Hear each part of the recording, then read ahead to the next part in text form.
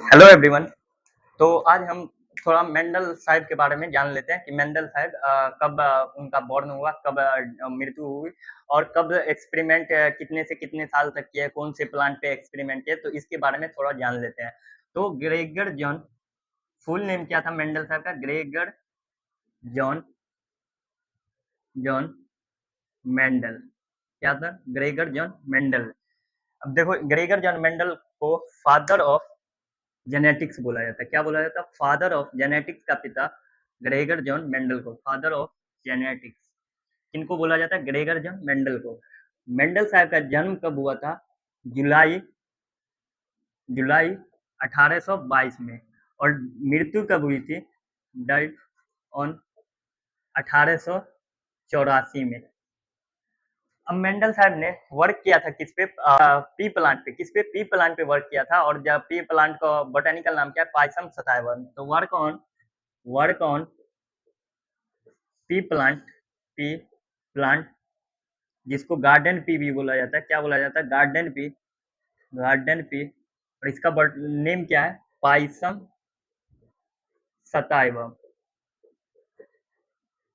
Pisum सताइवम पे work किया था। कब? 1856 से लेकर के 1863 तक वर्क किया था। कब? 1856 से 1863 तक वर्क किए थे। कितने साल तक? 7 ईयर तक वो पी प्लांट पे एक्सपेरिमेंट किए। कितने साल एक्सपेरिमेंट किए? 1856 से 1863 तक 7 साल तक एक्सपेरिमेंट किए। अब 1865 में ये जो है पब्लिश किए, एक्सपेरिमेंट को पब्लिश किए। पब्लिश्ड वर्क को पब्लिश किए। कब? 1865 में। और 1865 में वो अपने काम को जो है पब्लिश कर दिए। क्या कर दिए? पब्लिश। और ये जो है नेम दिए थे अपने एक्सपेरिमेंट का। नेम क्या दिए थे? कि experiment on plant hybridization. Experiment on plant hybridization. क्या दिए थे? Experiment on plant hybridization. समझो बात को। जन्म कब हुआ? 1822 में, जुलाई में। मृत्यु कब हुआ? 1884 में।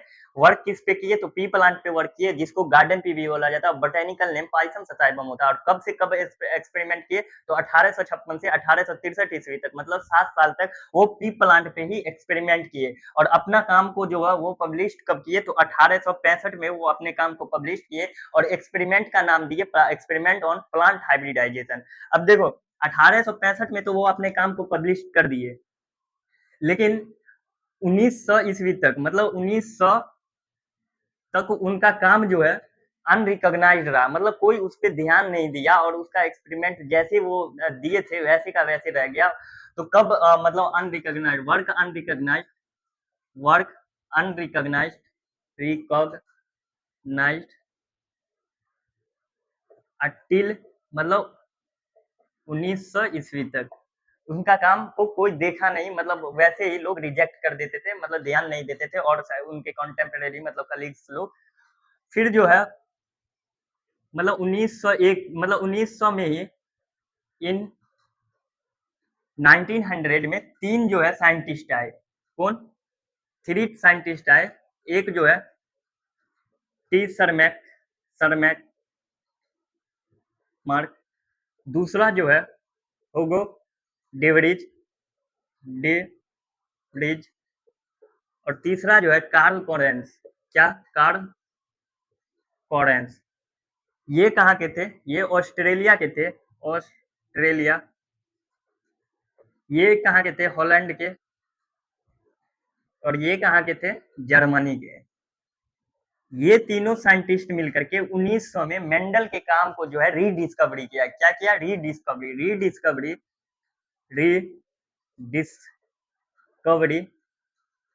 Of Mendel experiment. Mendel work Mendel work Mendel Sahib ने जो काम किए थे पी प्लांट पे 7 साल, वो 1865 में जो है पब्लिश कर दिए थे।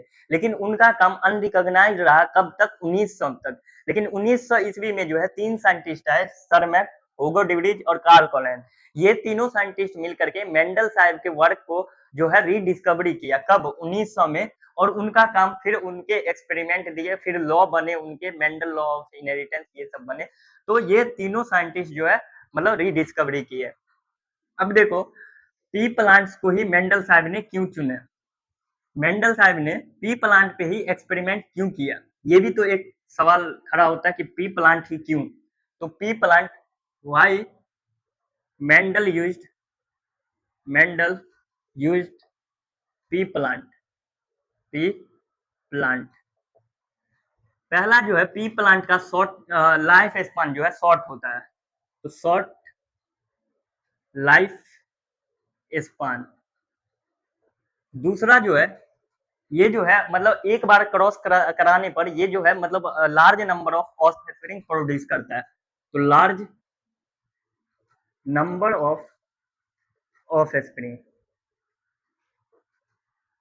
तीसरा जो है पी प्लांट में कॉन्स्ट्राटिंग ट्रेट होता है, क्या होता है, कॉन्स्ट्राटिंग ट्रेट होता है, मतलब जो है प्लांट जो है लंबा है या बौना है, बीच का इंटरमीडिएट नहीं होता है, तो ये जो है मतलब कॉन्स्ट्राटिंग ट्रेट होता है,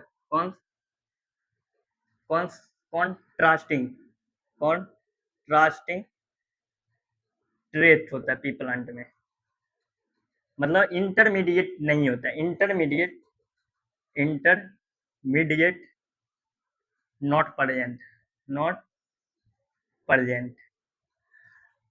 अब चौथा क्या होता है कि पी प्लांट्स जो है वो मतलब इजिली अवेलेबल होता है और इजिली ग्रो कर जाता है लैब में, क्या होता है, इजिली, इजिली मिल भी जाता है, गार्डन में मिल जाता है easily, available, available and easily grow in, easily grow in lab, lab में इजिली ग्रो हो जाता है।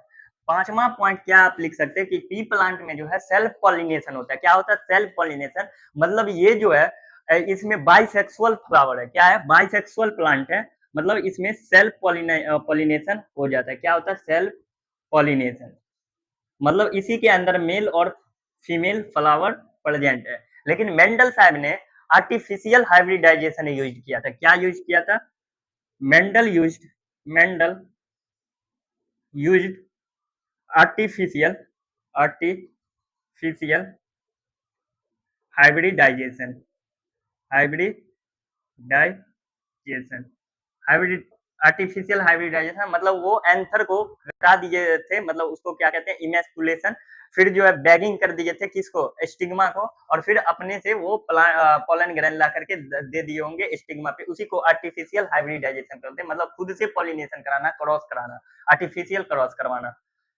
अब देखो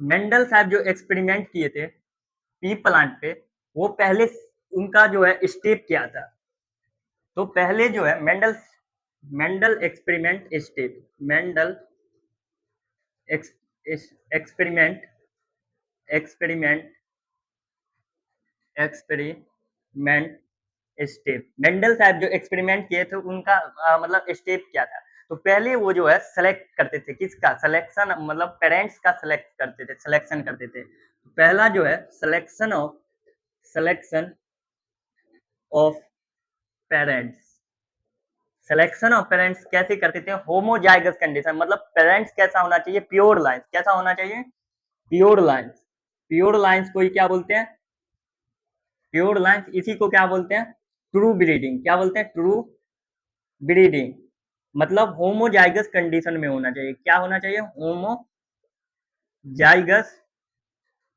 कंडीशन में, मतलब होमोजाइगस कंडीशन क्या है, अगर एक प्लांट, एक एलील क्या है कैपिटल टी, तो दूसरा एलील भी कैपिटल टी होना चाहिए, एक एलील ये स्मॉल टी है तो दूसरा एलील स्मॉल टी होना चाहिए, मतलब ये टॉल है, टॉल कैसा होना चाहिए, कैपिटल टी से, और डुआर्फ कैसा होना चाहिए, तो डुआर्फ तो एक ही कंडीशन में होता है होमोजाइगस रिसेसिव में, ये वाला कैपिटल टी स्मॉल टी वाला टॉल नहीं लेते थे वो, तो ये इसी को बोलते हैं होमोजाइगस को ही प्योर लाइन्स बोलते हैं, और पेरेंट्स कैसा ऐसा ही लेते थे, एक टॉल और एक डुआर्फ, तो मतलब सिलेक्शन ऑफ पेरेंट्स। अब दूसरा क्या था कि पेरेंट्स के बीच में जो है क्रॉस करवाते थे, क्या करवाते थे, cross, cross pollination of parents, parents का क्रॉस पॉलिनेशन करवाते थे, मतलब ये अगर पेरेंट्स ये दोनों लिए तो ये दोनों के बीच में क्रॉस करवाते थे और इससे जो है F1 जनरेशन आता था।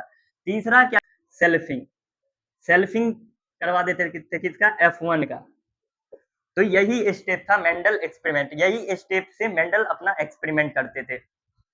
अब देखो पी प्लांट जो है, पी प्लांट कैसा है, तो पी प्लांट जो है डिप्लॉयड है, कैसा है, डिप्लॉयड है। पी प्लांट, पी प्लांट मतलब पाइसम सटाइवम, पाइसम सटाइवम, ये कैसा है, डिप्लॉयड है, डिप्लॉयड मतलब 2 सेट ऑफ क्रोमोजोम होगा 2n। इसमें जो है क्रोमोजोम कितना है, तो क्रोमोजोम इसमें 14 है, कितना है, 14 है। लेकिन ये डिप्लॉयड है तो इसमें क्रोमोजोम पेयर में होगा, तो कितना पेयर में होगा, 7 पेयर में होगा, कितना पेयर, 7 पेयर में होगा, क्या क्रोमोजोम 7 पेयर में होगा। अब मेंडल साहब ने ये 14 क्रोमोजोम पे जो है 7 पेयर में मतलब जो है 7 कैरेक्टर का मतलब एक्सपेरिमेंट किए थे, जो है 7 कैरेक्टर पे एक्सपेरिमेंट किए थे, कितने कितने कैरेक्टर पे एक्सपेरिमेंट मेंट